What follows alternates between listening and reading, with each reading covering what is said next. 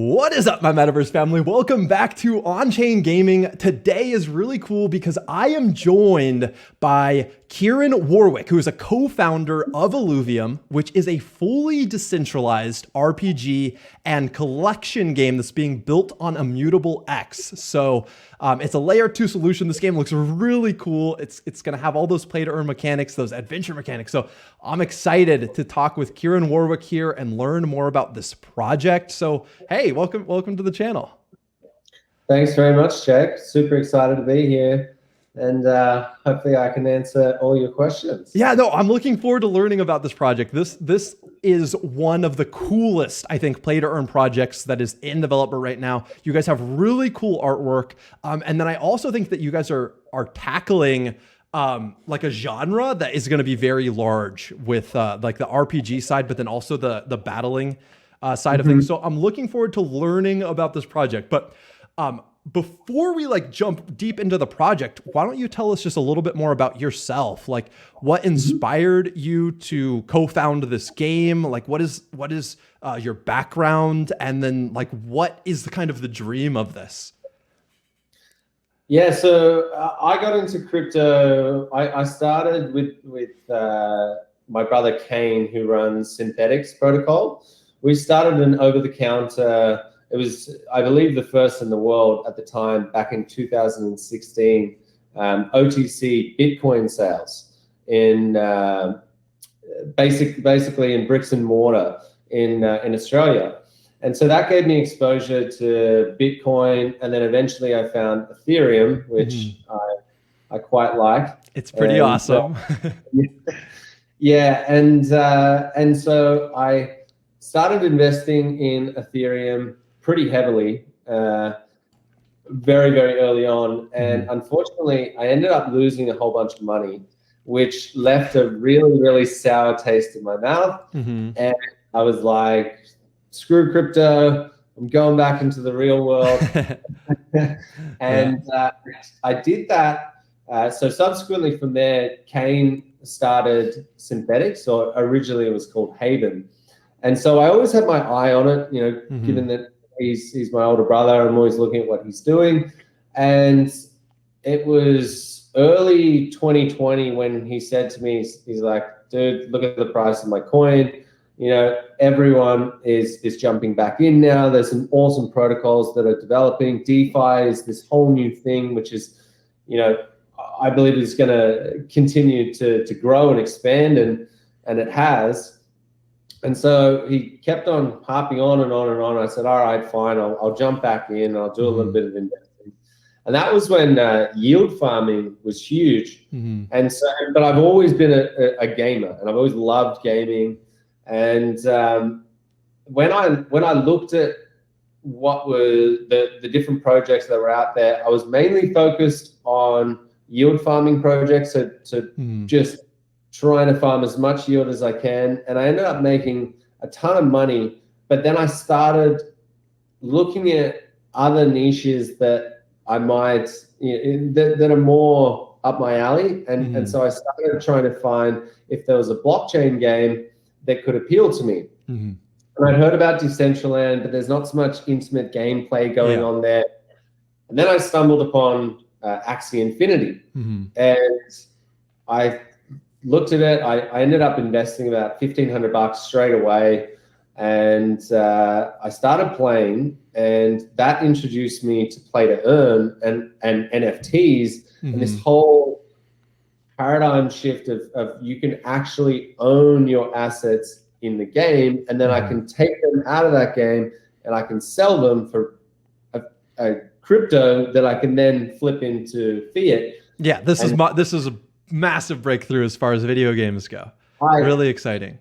I couldn't believe it. I actually couldn't believe it. And I was sitting there, and the light bulb went off in my head, and I thought, okay, this is a cool game. I like it. I'm playing it, but I don't know if I can get addicted to it, like say Teamfight Tactics, which I am heavily addicted to. And just because I didn't think there was enough gameplay mechanics that had come out yet.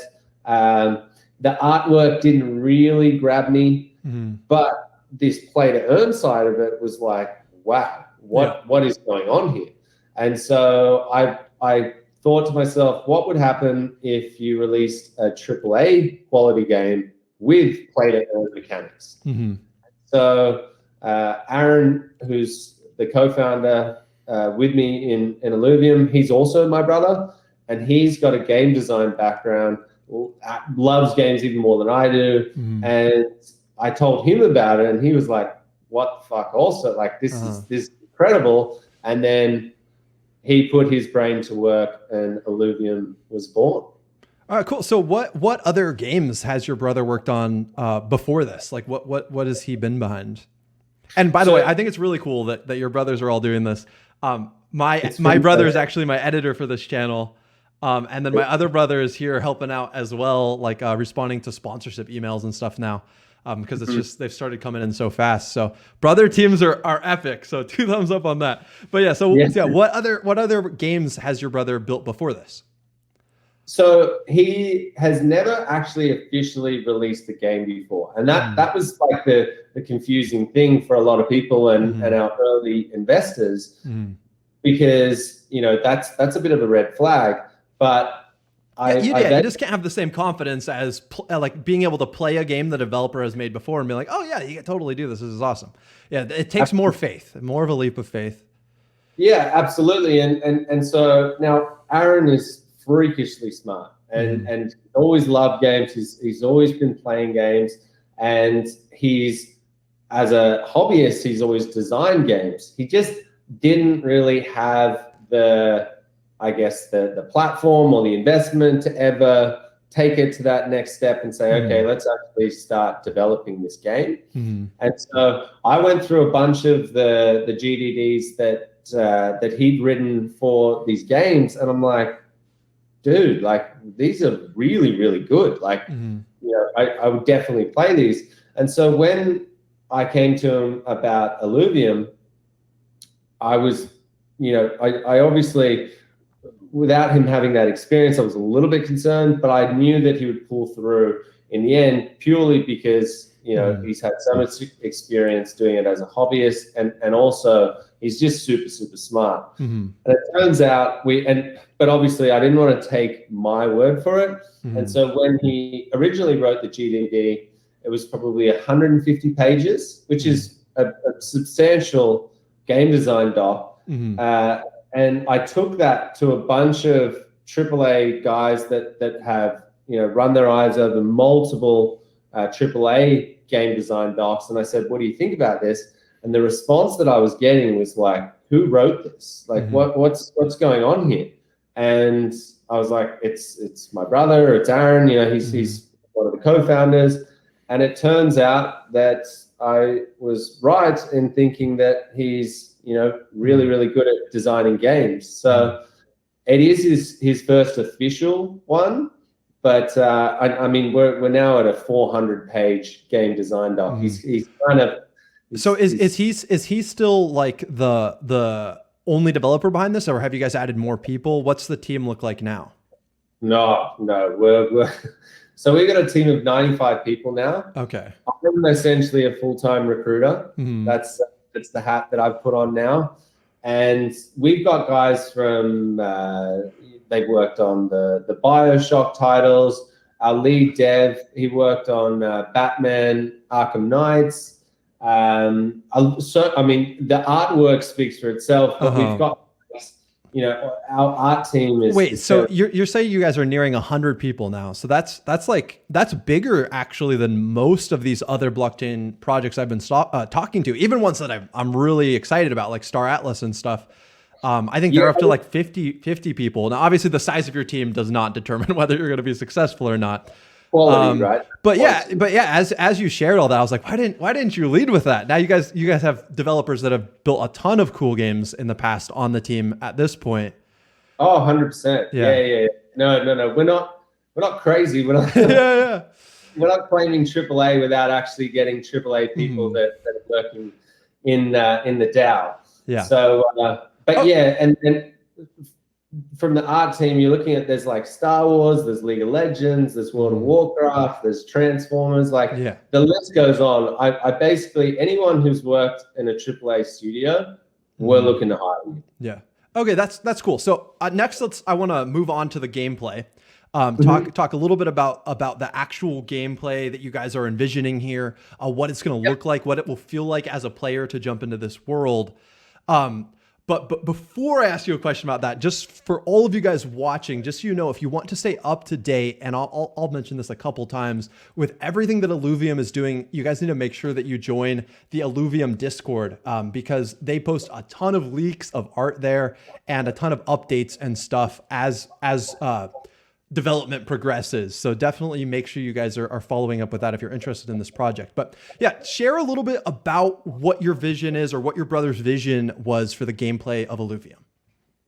So essentially, from the get-go, I wanted to build a collectible game. I'm a massive Pokemon fan, and so that open world RPG style where you're walking around and you're capturing beasts. In our case, they're called Illuvials. That was what appealed to me. That definitely did not appeal to Aaron, and he was more into, strategy genres, and more recently had gotten very into teamfight tactics also, which is a newer style of game using auto battler mechanic. Yeah, I played teamfight tactics. I was a professional League player. We didn't quite make it into the LCS, but we did have, I was paid to play League for a while. So yeah, I'm familiar with teamfight tactics. Yeah. We need to get you in our beta program. Dude, that would be fun. I'm guessing I can't make videos of the beta products. Not yet. Not yet. But we'll talk down the line. Yeah, no, totally. We'll talk. And I would be willing to test stuff out and not share it until you guys are ready for that as well. Okay, cool. Yeah, that's cool. Okay, so there's two kind of core sides of Illuvium, then, right? There's like the RPG side where you're role playing, you're adventuring in this world which is surrounded by like crystallized oceans, and there's beasts everywhere, and then you're like capturing and collecting these Illuvials, which are NFT assets on the blockchain, and then with those Illuvials, you then get to battle in a team fight tactics style game mode. Right? Yes, that's exactly right. Okay. So it's different in the team fight tactics you're coming up against in the same ranked like arena in TFT. You're coming up against 8 different opponents at every time, and you've got you spin through them and you keep on battling. Okay, so it's set up similar to how that team fight tactics kind of king of the hill works. Last one alive survives. No, so that's not what it is. Okay. So instead of going up against 8 people, it's just a 1v1 PvP situation. And you basically, in the ranked arena, it's all of the characters are normalized, and so there's no advantages for bringing in, say, a level 50 Illuvial when someone only has a level 1. You get a certain amount of points to put out on the board, and each character has a different unit cost to be able to put it out. So you might put out 7 different characters that all have low stats, or you might put out 3 tier 5 Ramfires. But it's as you know, in teamfight tactics, it's all about the different affinities and synergies that you make. So you want to build the strongest team you possibly can, utilizing the characters that you have already collected in the overworld. That's really cool. Honestly, this seems really fun. And I feel like you guys it's like kind of similar almost to what Axie's doing, but your guys' art, like I said, is just gorgeous. But it also sounds like you guys is your plan here, you're going to release this like fully fledged game, like almost complete right from the beginning, right? Where you have the RPG side and you have the battling side all in one from the very beginning. So we're toying with it. There's probably going to be a slight delay, and it's not so much from a development standpoint. In fact, the auto battler encounters are going to be finished much faster than the overworld. Okay. Yeah. I mean, technically it's the exact same thing Axie did, right? Like Axie battles exist, but there is no Lunacia yet. That's coming in the future. We're doing the opposite, right? So you can't actually battle with things that you don't have, right? Okay. And we wanted to launch the game with a completely fair launch, right? So there's no character packs that we're selling prior. There's no exchange where there's characters where you can go and buy. There's no pre-release. There's literally nothing. Everyone starts from the first minute that we open the game up. Everyone starts it from square one. And the idea is you've crash landed on this, into this world, and there's 7 different regions. You have your subordinate drone that you get to choose at the start. And you basically are this hunter. You got your drone. You got to go out into the overworld, and you got to start mining for your shards.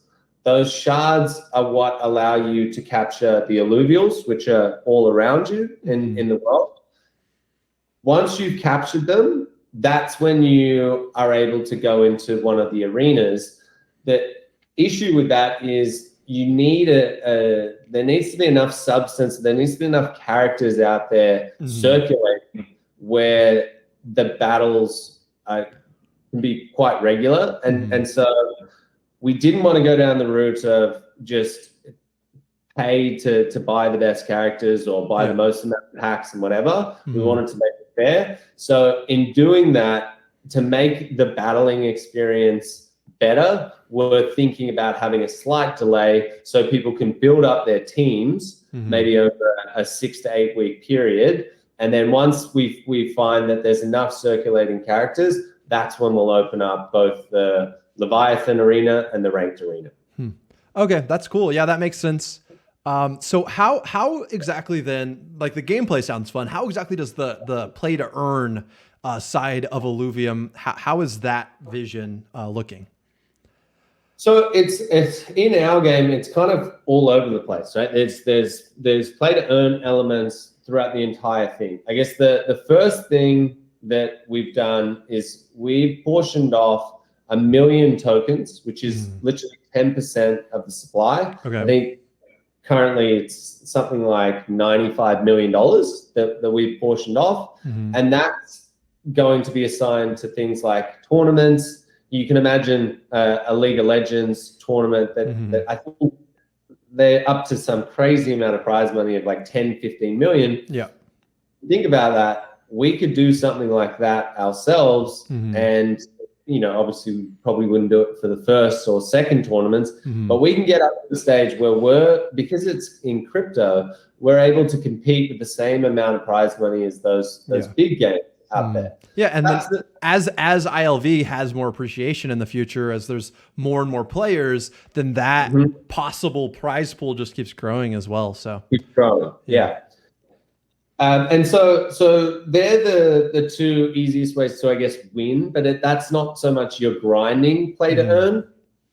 Your play to earn is essentially, and it's interesting. We've got a free to play. You can actually, it's very, very hard, but you put in enough hours, you can grind for long enough and get your tier 0 Illuvials, which are classified tier 0 because they shouldn't have any value because they're free to collect. But you can go out into the world, you can start collecting these tier 0s, and you can level them up till you get to a point where you can travel to another region, which has, your tier 1s to tier 5s, which are your rare ones with value. And if you grind hard enough and your tier 0s get up to a level where they can defeat your, low level tier 1s, all of a sudden you're in a region and all you've paid is a small travel fee. So let's call it, 10, 15 bucks, whatever it is. And now you're in a situation where you can capture something that does have value. And so that's our way to stop the need for things like scholarships and stuff like that. Like our splitting to the barrier to entry for us is super, super low for someone to play. Okay, so I mean, that sounds really cool. I love all of these ideas that you're sharing here. But my question is, what mechanics then are in place to ensure? Because it sounds like in the world, like you're going to be discovering NFTs, which is going to provide a lot of value. Because bam, you didn't have an NFT, you're playing the game, now you do have an NFT. How do you ensure that there's not too much inflation of Illuvials as the population of the game grows over time? So every single Illuvial is connected to a bonding curve. And so essentially what that means, and it's a timed bonding curve as well. And that's important because after a certain amount of time, set 1 finishes and a new set starts. But what that means is when you go out and you collect a ram fire, it gets slightly more rare for the next person. There's less chance of encountering that. And so over time, it'll get harder and harder and harder and harder to collect these things. And then the idea is we flip into set 2. Our guys, we've literally just started concepting out the stage 2, the set 2 Illuvials. And the idea is to introduce those and then keep it going. So similar to TFT, where they have set 1, set 2, set 3, we want to keep on. So is the rarity going to be fixed from the beginning, or will it scale at all with the number of players that are in the Illuvium world? Like if there's 1 million players, are there going to be more Illuvials to find than if there's only 10,000 players, for example? It's a tricky one. Yeah. And I guess you guys could solve that by like the next set could just have more if you realize that there's way more players. So that could work as well.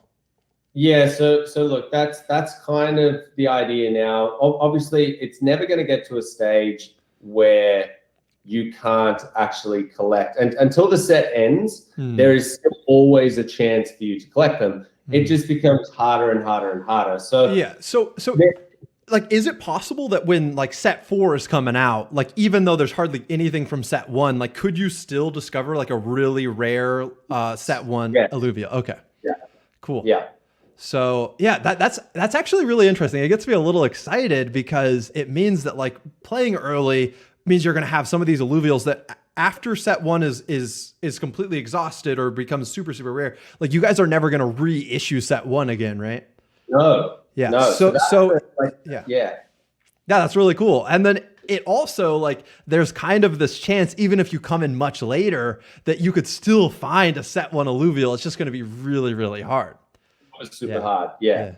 And so the idea is it obviously to scale that. I mean, when we first started looking at this, we were saying, if we could get 100,000 players, we're stoked. Now we're looking at it and I'm such a strong believer in this. I think if we can deliver the same quality that mainstream gamers are used to with this play to earn elements, we could be looking at, 50 million, 100 million players. And so you're right, with these new sets, we need to make sure that there's always something in place coming behind it. And we're modifying those parameters to make sure that it doesn't literally become like a 1 in 6 trillion that you capture. Yeah, so the most similar like earning mechanics to a game that already exists now that I'm kind of comparing Illuvium to is Lost Relics, where in Lost Relics, there's these rare NFTs that you can find when you're dungeon running. But the problem that they ran into with Lost Relics, partly I think because it was a single man dev team and he never hired anyone else. But he just ran out of NFTs and like eventually like just new people cannot join Lost Relics now. Like they just capped the number of players because there's not enough NFTs for people to farm. So as more and more people come in, it just becomes less valuable for everyone. Correct. Yeah, which is why I kind of asked that scaling question. But like you guys are never going to run into the problem at the same level just because like you have a scaled team. It's not one person trying to do everything by themselves, which sounds like a nightmare, quite honestly. No, we've got, I think there's 62 artists in the team. And these are freak artists. Like our lead concept artist, he can get out 3 new concepts in a day. And these aren't shit. Like he did one on a live stream the other day and people are like, okay, we get it now. Like, you're actually not talking shit. This guy, this guy can do that. And that's just honestly across the board with these guys. We're so fortunate to have a team like this. Yeah, well, I mean, you guys are so early in this that I'm just thinking, if I was like a top tier game developer and was excited about the blockchain, I mean, what projects do you go work for? There are no big companies that have these massive AAA blockchain projects. So everyone is coming to you. There's like a vacuum of talent, and yeah, people are looking for cool projects to work on the blockchain. It's not that easy. Like, I'm starting to hit diminishing returns now in terms of I think LinkedIn's sending some pretty brutal emails to me to be like, I think you literally are a recruiter now, so I would like you to pay for that. But yeah, I think you're right. Over the next, Axie is doing so much impactful stuff, and it's hitting so many different gaming communities that it's inevitable that people are going to go, okay, well, what is this? Why are so many people playing a game that, in my eyes, it's quite an indie game, but it's got such a massive, large following. There's something else behind it. Yeah. Well, I mean, for one, the card game is actually, it's pretty fun once you get into it and get at a high level. Like, there is a lot of outsmarting other people just because you're at an even level of the other person, and you can see all the cards they have to play. They can see all the cards you have to play. So it is fun at the highest levels. Just being competitive is fun. But then, yeah, the other side is like, there's all these third world countries now where people can earn more playing Axie than they can participating in their local economy. So like, that's so exciting. That's like, I used to 2 billion players, 3 billion players. Like, it's seriously insane. And I used to make as I said, I talk about Axie, and I take my hat off to these guys. Like, they have pioneered play to earn. It's sort of irrelevant what they build now from my perspective. If I was a long-term investor in Sky Mavis, I'm thinking, think about how much money and funding, right, they're generating right now. It's only a matter of time before they go, okay, well, this was a good game and it was our experiment and whatever, and that's gone crazy. And we have $1 billion now. $1 billion, so we're going to go ahead and buy, a massive studio that has 200 devs. And so do I think, I say that it's an indie style game now. Am I still bullish on what Axie is going to be doing? Absolutely, 100%. But I think the exciting thing for me is that this play to earn is driving so much traffic to this game. I can't help but think, what about the other games that are coming out? No, the exciting thing for you should be that eventually all these scholars run out of energy and now they can't earn anymore in Axie, and they still have 8 hours left in their day. They need to find out. Well, so people are going to be playing like 3-4 blockchain games. 100%. Like, they will be. They'll have like 5 monitors up and 5 stuff. But one thing that we haven't touched on is we're completely, I know you mentioned it at the start, but we're completely decentralized. And our community has set up a governance structure where we have a council, and they literally decide, apart from the core design, which they can modify at any time, right, with the vote that passes. But any of the other little things like our staking program that we've just put up and stuff, one of our community members said, hey, why don't we give some staking rewards to Axie Infinity? And we're like, okay, these flash pools, they're designed as marketing. We want to get a little bit of our token in the hands of as many people as possible, even if it's, half an ILV or whatever. That gives them some value, and then maybe they go, hey, what's going on in this game? When is it being released, et cetera, et cetera. Yeah, no, that's a really smart thing. And yeah, the decentralized side of things is something that I should probably even talk about more. I'm just so excited about the whole play to earn side. But yeah, all these blockchain games are doing it differently, at least the ones that really want to exist long term. like what you guys are doing with the DAO and what Axie is doing with the AXS token and community treasury control and stuff. Blockchain games are just being built different. They're being built with the community in mind, with the goal of giving the community power, which is really, really cool. Okay, so the last topic I want to touch on before we end up here is just the Illuvium roadmap release dates. But before we jump into that, guys, remember, if you want to stay up to date on all the exciting stuff happening with the Illuvium game, make sure that you're joining the Discord, because the Discord, they'll be showing announcements, sharing announcements even before I can share them here on this YouTube channel. So you definitely want to be a part of the Illuvium Discord community. Okay, so yeah, let's talk about the Illuvium roadmap release dates. When do you guys expect, or what's the next thing that's coming out? And then when do you expect the full game to release, or at least the first stage of it? So the thing that is on everyone's mind, certainly in our community, is our game demo. And we're at a stage now where we could release a game demo and have that out in the next 2 or 3 days. We're at that point. But we have built up this hype, and as you can see from the artwork and the backstory and the lore and everything that we're putting into this, we don't like doing things half-assed. Yeah. And so we're likely to get the trailer out in the next month. Okay. So I would say mid-August we'll have the gameplay trailer out. Which will give everyone a really, really good idea about what battling is in the game, how it all works, how the animations work, how the Illuvials look when they ult, all that kind of stuff. Yeah. So that is the thing that we're gunning for. I'm excited for that. That's going to be sick. Yeah. So that in the next month. From that, we're going to have a closed beta. So we're hopeful to have a closed beta. I don't want to quote dates yet, but within the next few months, we're hoping to have a closed beta, and then by the end of the year, we want to have this thing fully released.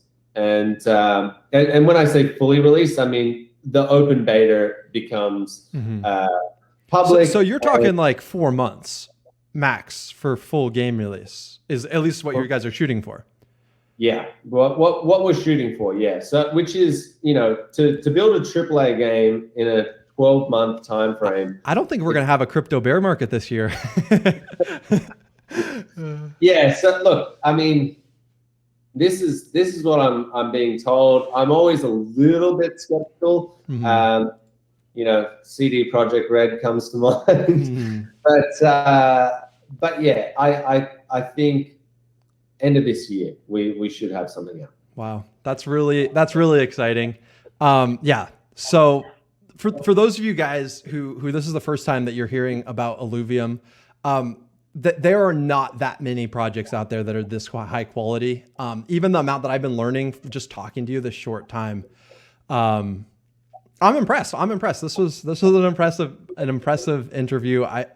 I am actually really excited for this game now. I was like a little bit excited for it, like familiar with it. I've been a part of the Discord, like looked at some of the art, been like, that's cool. But hearing you share the whole vision all at once and how you got to where you are and where you are now, and kind of the dream behind this, the decentralization, the giving community power, the free to play, the play to earn. And this is just a really cool game. The art now on top of that seems really epic. So yeah. Thank you. Yeah, we're super excited. I'm so proud of our team for being able to do this. But you got to remember as well, we're doing this all remote, which is just like, it's not, I don't think it's ever been done before to this scale. So we'll see what happens. But yeah, thank you so much. What we would love to do for your channel is create an NFT somewhere down the line. If you're interested, we've done some with some really, really cool projects and some big influencers. And yeah, would love to do that for you and your community if you're keen. Yeah, that would be awesome. What would that look like? Like all of my subscribers who go play Illuvium get an NFT of some kind, or how does that work? We can the way that we set them up now is we essentially say to the influencer, we're going to build your own custom NFT. So you basically choose an Illuvial that you think represents Jake the most. Sure. And then we get Roger to go and create the concept.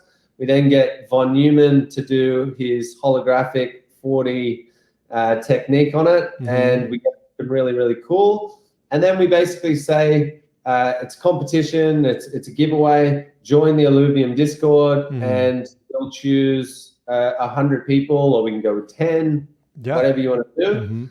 And then you go into the running to win one of these.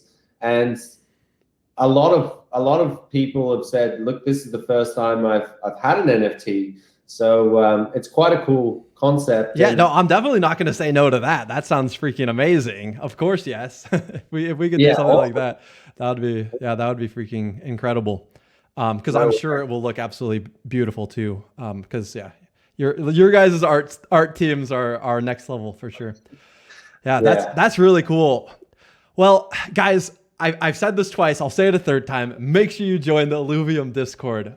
Stay up to date with this community. This is definitely a game that you guys want to take part in. If you're excited about games on the blockchain, join their Discord. And then if you guys enjoyed this interview with the co-founder of Illuvium, then remember to leave a big thumbs up on this video. When you guys leave thumbs ups, it lets the YouTube algorithm know that this is a high quality video that you learn stuff from, and it actually causes the algorithm to recommend this video to more people. So thank you guys so much for leaving those thumbs ups. Thank you for joining the Illuvium Discord. And then if you're not subscribed to me yet, what are you doing? You guys just watched this awesome interview.